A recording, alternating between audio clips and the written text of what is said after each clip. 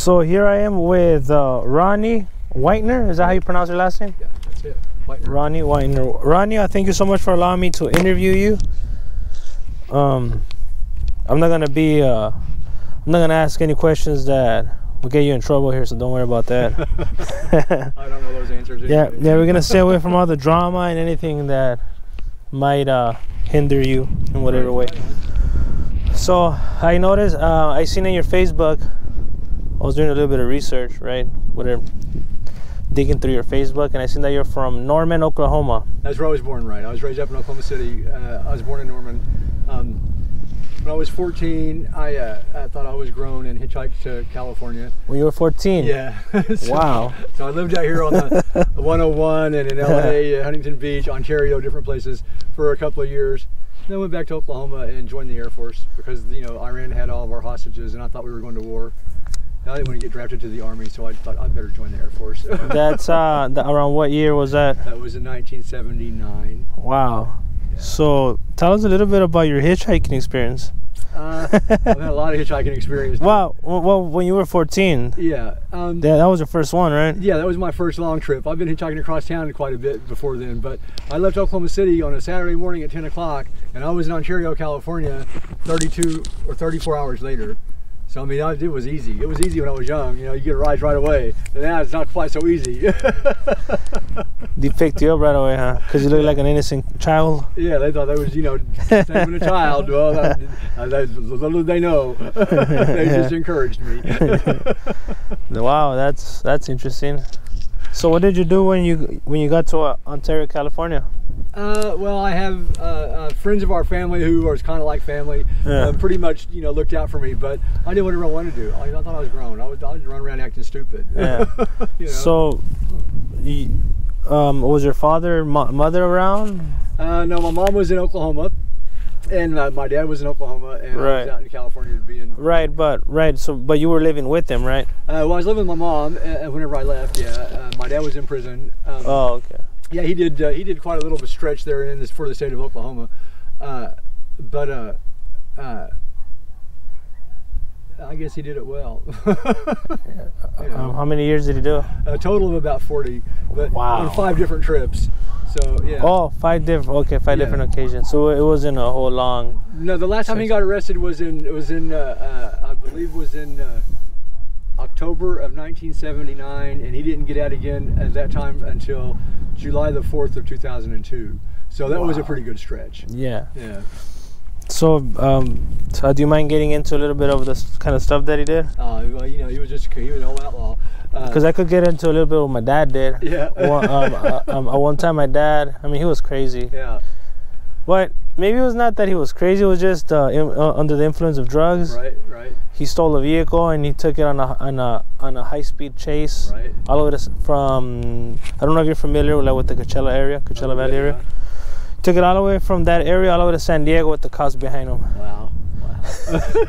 Yeah, so he was fortunate that, I mean, he's fortunate to be alive right now. They didn't kill him. Yeah, you're right. Yeah. Well, you know, my dad was he was an old outlaw, and he had done plenty of drugs, but he was a good guy. He would tell you something, you could bet it would happen. He always told the truth, and he hardly ever lied to anybody except the cops. And but man, if it wasn't nailed down and he seemed like he could sell it, he would have it. Yeah.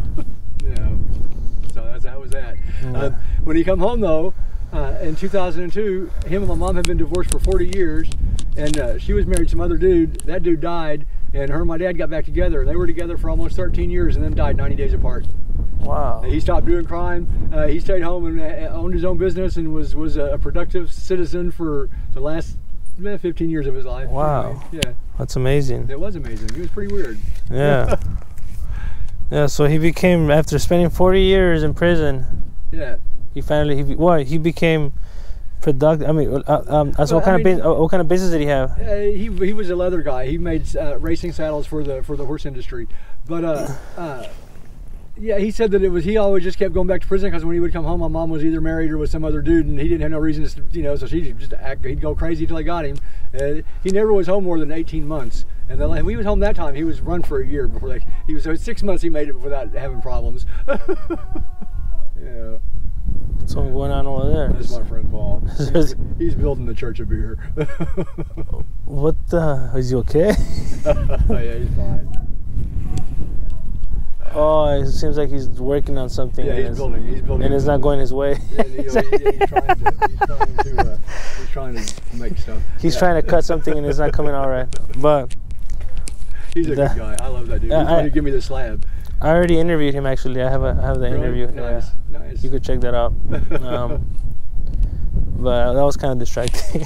But so you come from Norman, Oklahoma, right? Your dad was in prison. Yeah. Your mom, she got remarried. You said. Yeah, right? several times. She always either had a husband or a couple of good boyfriends. Right. So you were kind of just roaming around, right, when you became a teenager? Right. Yeah. Okay. Yeah, pretty much my whole life. Mom worked, and back in those days we didn't have the rules in place that they have today. There was more freedom to do what you wanted to do with your family, and so she worked. Me and my brother and sister went to school. We come home from school, and we stayed there till she got home. And so we were pretty much raised ourselves from the beginning. You know what I mean? Yeah. And so when I got to be 14, my stepdad she was married at the time, I thought was a creep, and I got sick of being around him, and so I told him, I'll check y'all later. I packed my shit and left. So, you were 14. That was like around what 1974. Okay. No, 1976. Okay. Yeah. All right. Bicentennial, 9th grade. Yeah. So how'd you get the idea of hitchhiking? Where did that come from? I don't know where I got the idea. I mean, it was just something I did. Everybody did it. I mean, it was the 70s. Everybody was. Oh, that was like hippie. Yeah. Oh, okay. Yeah, because when I was 14, I don't think I would ever do that. Yeah. Well, I mean, I was not your typical 14-year-old kid. Yeah. I'm not your typical 60-year-old man. Yeah. And you were never afraid that some creep might pick you up, no. No, that never crossed your mind. Fear has never been part of that. Yeah. I Did you carry a knife or something? Oh, yeah, I was well protected. Oh, okay. Somebody had tried to do something crazy. I'm not saying that they couldn't have, or that they couldn't today, but it wouldn't be cheap. It would cost them, something. Yeah. Wow, that's crazy. So you stayed in California for how long? About 3 years. And then you went back to Oklahoma. So now you're about 17. Right. 17 and a half, I joined the Air Force. And okay, you said that, yeah. Yeah, and that didn't work out too well. Did you? It was all right. Were you like dishonorably charged? No, I have a general discharge with honorable conditions, but it was just me and the Air Force were just not a good match for each other. Right. Is it because of the discipline? Or? Well, they won't tell me what to do, and then I was supposed to do it. I've never been good with that. Yeah. Dude, that. But so yeah, so it just turned out to not be a good match. Right. So how long did you last in the Air Force? I stayed almost a year, long enough for me to get my benefits, and so like I can go to the VA hospital, and anything from an ingrown toenail to a brain tumor, I'm good. Really?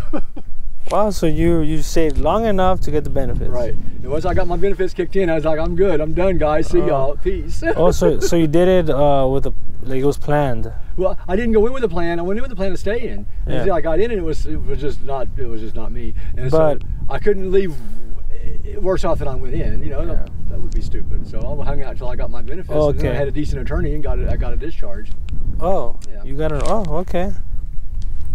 Yeah. Interesting, cool. Yeah, this attorney, I can't remember his name, it was Captain something. He was from North Carolina, I'll never forget that though. Yeah. He says, nothing would be finer than to be in Carolina in the morning.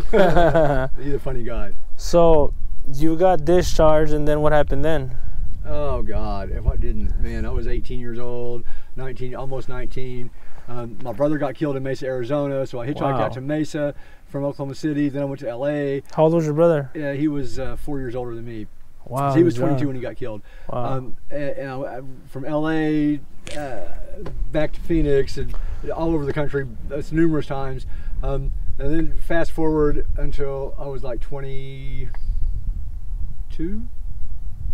4 years later? Yeah, I was going to a Job Corps school and met this chick named Annette, and fell in love and got married and had kids, and went to prison and got divorced, and that was weird. And so, but me and Annette are still really good friends. That's amazing, because I mean that was back in 1982 when we got married, something like that. Yeah, and are you guys still friends now? Oh yeah, we're good friends. Oh, cool. You guys still keep it? Yesterday. Oh, nice, cool. Yeah. I mean, we got kids and grandkids. You know what I mean? Together, we're always, you're going to work that out if you're not friends. Yeah. Did she remarry? She's, the weird thing, she's had a couple of men, and I think she might have actually married one of them, but she's always carried my name. She's still got my name. Okay, cool. Do you want to tell us a little bit about what happened to your brother? Well, my brother was a pretty industrious young dude. He got married at a very early age and owned his own landscaping business. And due to the climate change, not climate change, but the climate period, it was hard to make a living at Oklahoma in the wintertime. So he moved his business to Arizona. One of his friends' brothers showed up in Vegas and said, "Hey man, I'm in the area. If I come down, can I work for a couple of months?"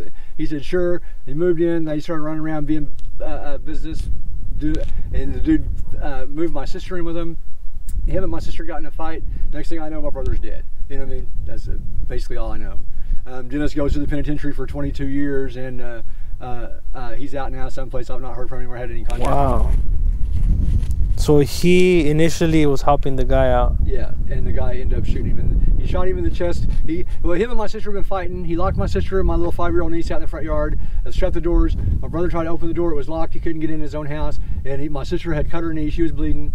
And he was just like fed up with it. So he went around to the back door and kicked the door open. And whenever he did, Dennis had gone into the